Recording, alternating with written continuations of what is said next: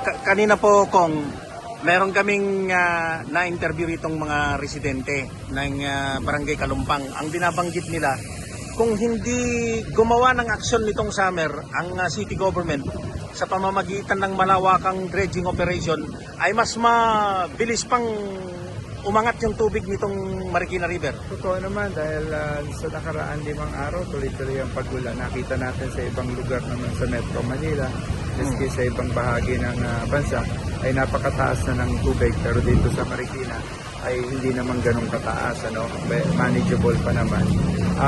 Ito'y dahil na rin dun sa sustainable program natin na ginagawa sa dredging.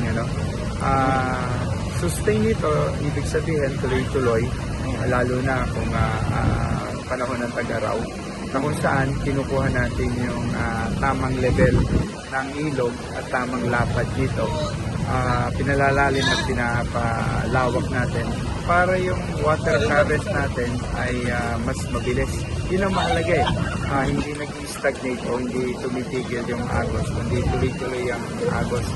Itong tubig na nasa Marikina River, totoo dito ay hindi lamang ito nanggagaling sa Marikina, kundi nanggagaling ang malaking bahagi nito. Halos siguro 6 na po o 70% nito ay nanggagaling sa mga kabundukan at mga katabing bayan ng Marikina tulad ng San Mateo, Montalban, yung mga upstream community natin at yun sa Cainta at sa Antipolo. Ito yung ginawa natin. Nalakihan natin yung water carrying capacity ng Marikina River at yung mga drainage system natin nakadikit dito sa Marikina River ay nalakihan natin yung tinatawag na outfall area. Kaya ito ang epekto, maaaring malakas ang pagulan,